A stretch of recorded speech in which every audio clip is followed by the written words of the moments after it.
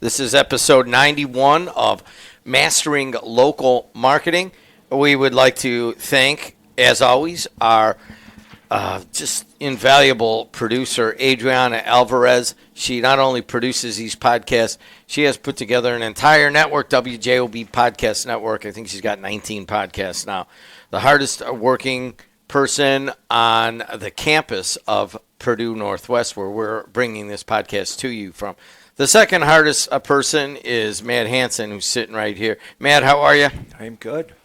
He is a professor right behind us here. In this episode of Mastering Local Marketing, we'll explore how every minute you invest impacts the growth of your small business and marketing success. From answering emails to planning social media posts, each task carries measurable value or cost to your bottom line. Many small business owners stay busy but often miss evaluating whether their time contributes to real local marketing success and business growth. We'll challenge you to assess your daily activities through a profitability lens, identifying which minutes generate momentum in their local marketing efforts and which drain resources. You'll learn 1, how to assign a value per minute.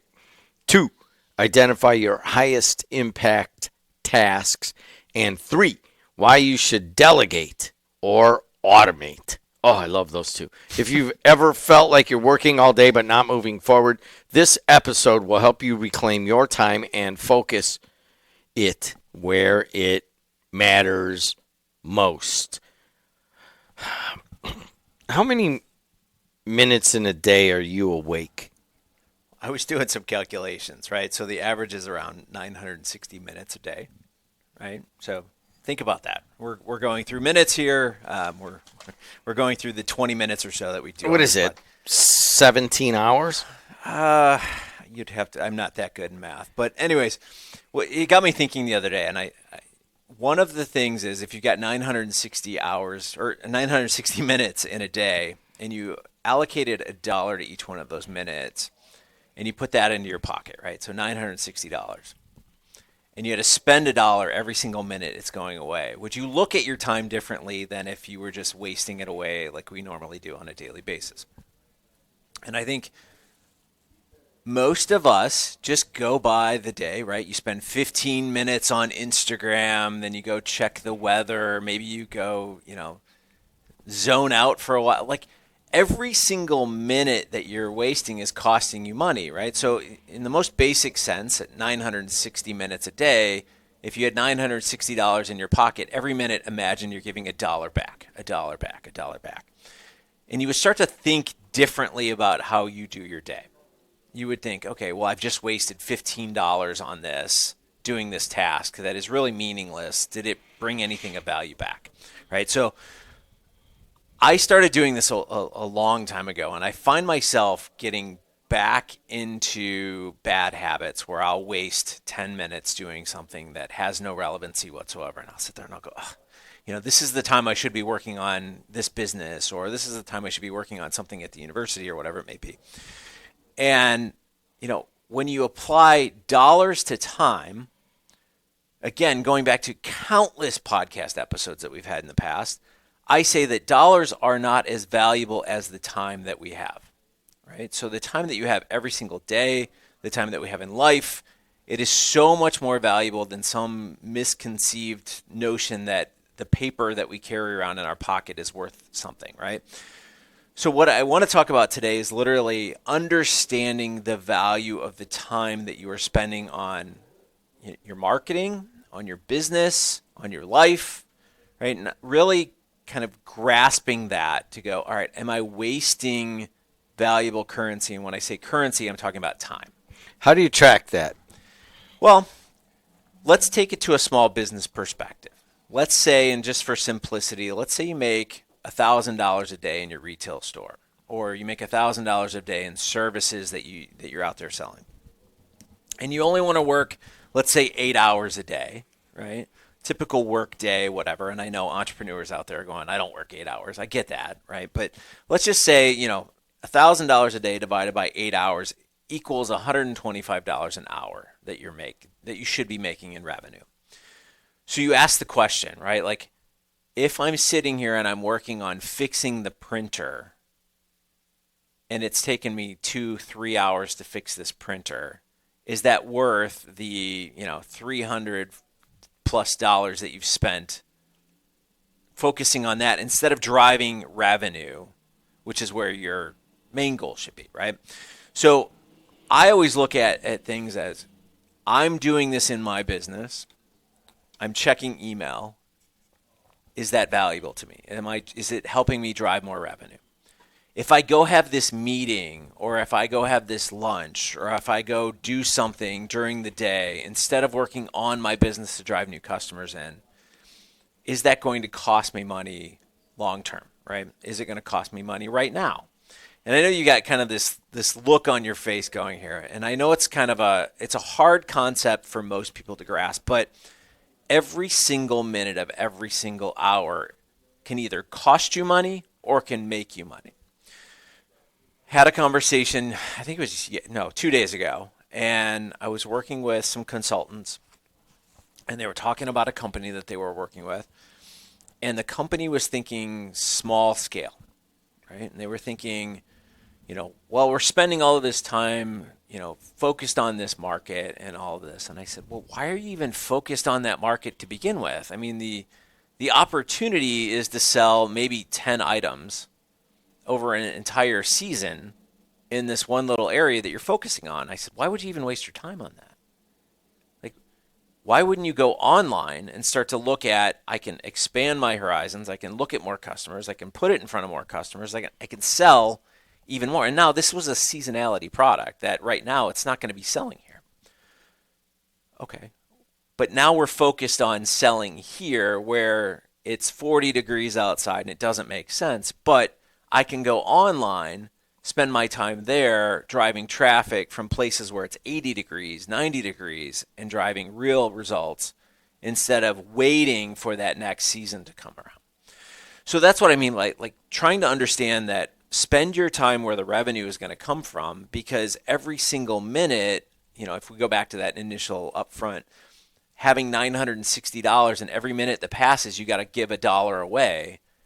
If I'm giving $1 away, I want to get 5 back. I want to get 10 back. I want to get 15 back. I don't want to just give the $1 away, right? So if anyone's out there and listening on the radio or in the podcast world, and you just want to give me money, I'm all for it, right? Just give me that $1 every minute. But you don't want to do that, right? You're in business to make money, so every single minute should be focused on driving more money coming back. So I'm going to go back to the first thing that you said in that. I could get the concept, but like a lot of small to medium-sized business owners or supervisors, they take pride in being able to fix their own stuff. Not, I know a guy who's got a machine shop over here that's probably got 25 machinists. And they do 2 shifts. It's across 2 shifts, and they make these axles and they refine stuff. And you walk in there, and there's this little office up front, and he's always got his sleeves rolled up, and he said, I can fix every one of these massive machines out here. I can operate them. I could do every order, and then every once in a while you'll go in there, and he'll be on one of the machines. Now, I guess intuitively I've kind of thought, well, God, he'd be better off because he's a great salesman, and he should be in there with those salespeople over there and working on that instead of this part of that he could have paid somebody, I don't know, $50-$60 an hour to do or whatever it comes out to now. So, what do you say to that small and medium-sized business owner like myself, and I fall into this category? I take pride in that we don't have to go out and spend money on someone to come in and clean or fix our printer or do all this stuff that I can do. We know how to do all of that, especially and like on websites. We know how to HTML this. Don't worry about it. They want to do everything. What do you say to them? I say you're kicking the can down the road, right? So do you have a goal? where you want to be, right? And most companies do not sit down and go, we want to hit these numbers by 3 years down the line, right? And what you're saying is people are working in their business, not on their business. You've probably heard that a million times. What doesn't matter who you talk to in business, but I can build a website. I can code a website. I can fix things. But if you're a CEO or you're, owner of a company, does it make sense for you to go out and build your website? I mean, you talk about this guy that can fix anything. Great. Good for him. He can fix everything. Can he train somebody at $25 an hour to fix everything where he's out there making $200 an hour in revenue to pay for that person to fix things at $25 an hour? That makes more sense to me because, again, I'm putting $25 out there every minute to pull in $200 in revenue every single minute. So it's a fair exchange, right? So I have this one employee, and I absolutely love her to death. When she came on board, she was hesitant, right? So we were talking, and she didn't know who I was. She had heard things and all this, and I said, well, here's how it's going to work. You are used to doing everything. You're now taking the reins. Your goal here is to not get in the weeds and fix things or stuff binders or anything like this. Your job is to grow revenues, and here is the target that we are focused on. So we just had a meeting on Monday with our team, and our team a year ago consisted of 2 people. All right. Our team on Monday had 8 people, and we are on track to exceed the goals of where we're heading. She has grown so much in such a short amount of time that I can see it already. She's already told me, like, I was so used to just doing things and not thinking about how it was jeopardizing our goals. Now she's focused on, she's got an entire team of people that are doing other things, but we have grown drastically based on that mentality. And we'll hit our goals. We'll get there. No problem. So it's interesting to watch this. And I know it's hard for people to let go because everybody wants to do things. And, I love my wife to death. She is the doer. She wants to do everything on the cheap and do it at home. And I'm always like, let's get it done. Let's get it done. Let's get it done. And it's funny, even in my own household, it's hard to change people, but even on my kids' side, we have this term that we use. It's called turn the page, right? So we have a problem. We look at 3 ways to solve it. We pick one. We turn the page. Next problem, next problem, next problem. And I think too often everybody that owns a business wants to take everything in, wants to do it all themselves. And what it does is it slows down the progress of where you want to go. And it slows down the growth. And once you realize that growth is being stagnated by you doing everything and you start to hand off those little projects, you'll realize that you actually have more free time to do the things that you need to do that you've been avoiding. If you're listening on the radio, this is Matt Hanson, professor, digital marketing guru. This is episode 91 of Mastering Local Marketing. So this is obviously timely because I'm that person, and I think that some of it, to be honest with you, is almost aimed directly, but it makes a lot of sense for where we are here, is that I'm transitioning basically out of the guy who could fix every machine and loves getting his hands dirty to maybe working on the business a little bit more. But there's a specific technique that I think you just mentioned. All right. Like you said to the woman who works with you as part of your team, we have a revenue goal. And if all the small and medium-sized businesses said, all right, first of all, many of them don't set that. Right. You got to set a revenue goal. So if you're fixing that machine, you're not getting any closer to that revenue goal. I mean, you're saving a few dollars, but again, you're saving $25 or $50 for somebody to repair it internally. But, what is your time worth? Like, that's Yeah, go ahead. I'm going to give this directly to the small and medium-sized business because I'm there. Because you realize that, well, every time I fix something myself, I haven't had to pay anyone, and I've been able to conserve costs and conserve money going out the door. When in reality, it's actually flipped. Yes. So I want everybody to understand that, and I think kind of a light bulb that went out for me is that we don't have an actual revenue goal of, I never did that. So I will sit down and, all right, here's where we need to be. And so when I sit down and I'm cleaning out things or I'm doing kind of menial tasks, that perhaps that needs to be delegated and automated and that kind of stuff. So I get it. If you're there and you're that person, start with that. I can see right now, start with the revenue goal. Mm-hmm. So here, let's go back. Typical business owner wants to conserve costs. Why?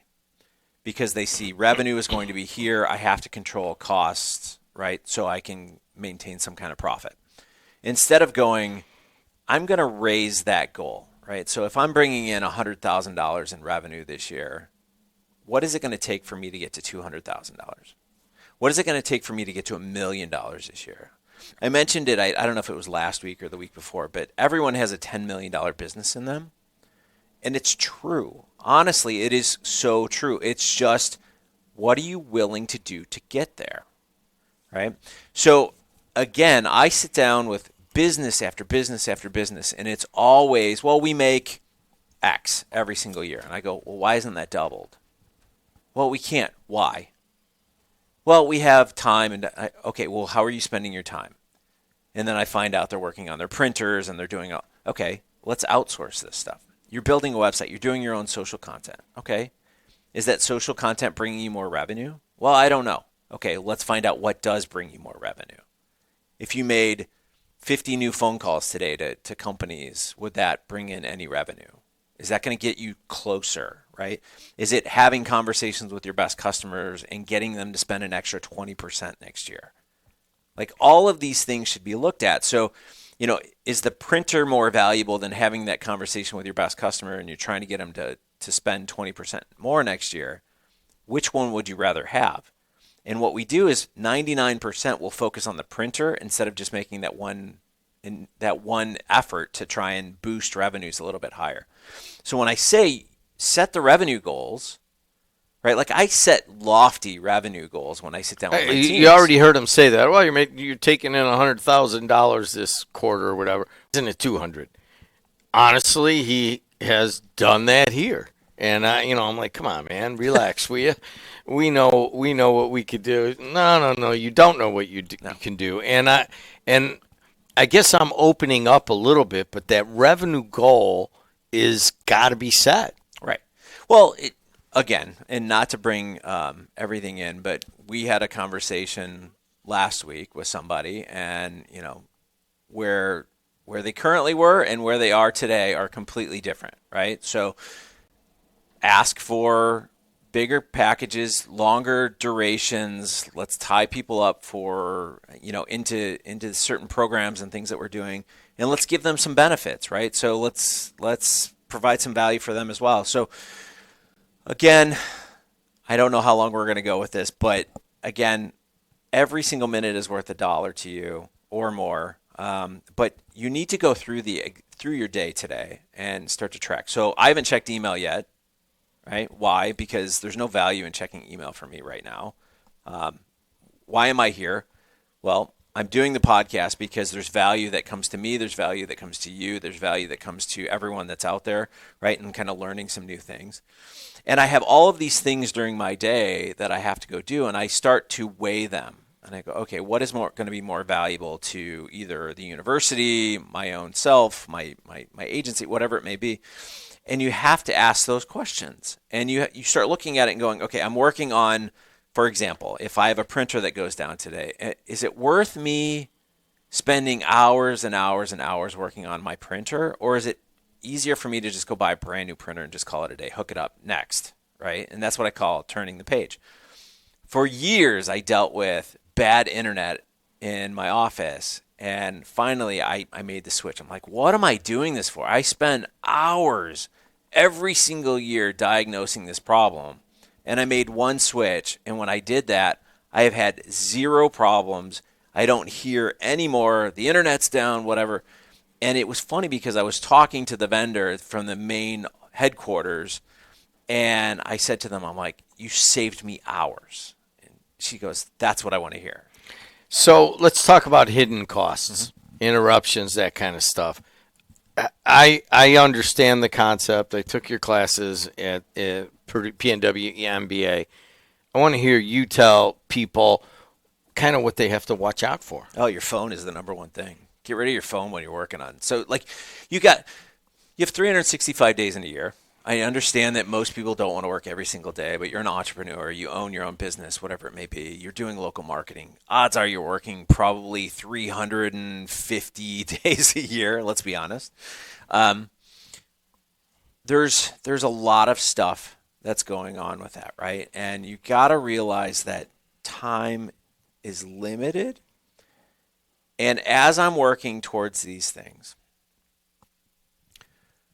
I personally don't know what's of value, but as I'm working towards these things, I have to take inventory of this stuff, right?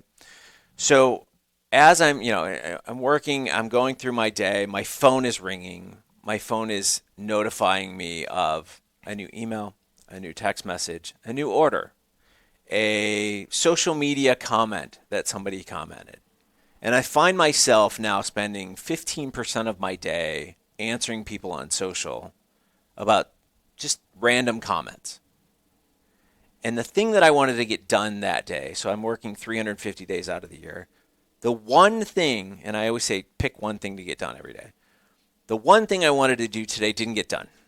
And it's because I checked email, I was on social, I had a 30-minute conversation with somebody that walked through the door that has never been a customer. Maybe it's the post office walks in with your mail and you talk to them for 30 minutes. I've wasted that time. And you sit there and you're like, all right, I don't have revenue goals because I haven't set them. I'm just going by the wayside here. I don't know. This is how we do things. And when we get to the end of the year, we sit there and we're like, I don't know why we didn't sell more this year. And when I sit down with companies, I say, there's a reason. You're just winging it, right? Like this is a hobby to you. But when you sit down and you say, okay, you're bringing in $100,000 this year. We have to do $200,000 this year. Otherwise, it's a failure. What is it that we have to do? So the next time the post office walks in with your mail, you're going to be like, love to chat with you. However, I've got to get this thing done today to hit my goals by the end of the year. All right, no problem. See you tomorrow, right? Stay focused on the end goal and realize that time is money. And it's going to change your business. I'm telling you right now, if you set those goals and even set lofty goals, even if you miss, if you're at $160,000 next year instead of $200,000, you're still $60,000 more than the $100,000 you did last year. How do you want to challenge our people? I would go back, look at your week, and just say, how am I going to buy back an hour? What's the one thing I'm not going to do today? I don't check email. I check it when I get up in the morning. I have my coffee at 5 o'clock, check my email. I don't go back to my email until noon. And half the time I don't answer my emails. And then I'll go back to my emails right before I go to bed and I'll answer them there, right? Email will take all of your time because all of us get so many emails, right? Social will take all of your time. You've gone down that rabbit hole, you're on TikTok, and next thing you know, it's an hour later, or YouTube, or whatever it may be. It's an hour later, you've got nothing done. You've watched a whole bunch of funny videos and all this other stuff. Buy back at time. Your phone, if you have an iPhone, will notify you on Sunday how much time you've spent. Start there, right? Literally start there. If it comes back and it says 5 hours, next week go, I'm going to get it to 4. Just do it as simple as that. Buy back an hour. Yeah. A week. It's nothing. Don't check your email as much, and you probably would buy back the hour right there. Easy. Or delete Instagram or TikTok off your phone. Don't talk to the mailman. You get your part of your hour back there. So finally then, All right, so you buy back the hour, you buy back the 4 or 5 hours in the week, and you're at, wow, I realize that, that goofy dude that I heard on that weird podcast, Mastering Local Marketing. And the cool one, Matt, that sits next to him. Almost funny. So now you've got to make the transition. I've got this extra 4 to 5 hours. Now I got to push it towards revenue-making moments. Right. How do you do that? Well, again, if you make $1,000 in revenue every single week and you divide that by your 8 hours a day, it's $125, literally, right, like an hour. So if you have 5 hours, you got to multiply that by $125. That'll, that gets you a lot of money right there. So you should be able to get $750 worth at least. I would focus on nothing less. He's Matt Hanson. I'm Jim Diedlow. This has been episode 91, Maximizing Every Minute Times Marketing. If you're listening on the radio, please go over to Apple, Spotify, wherever you get your podcasts, and like the podcast, and you'll get a notification when we make a new one. We try to make 2 a week, and we're talking directly to you small and medium-sized business. Matt, thanks a lot. Thank you. And Adriana is doing an amazing job. We don't always mention that, but thank you again, Adriana. Until next time, see you later.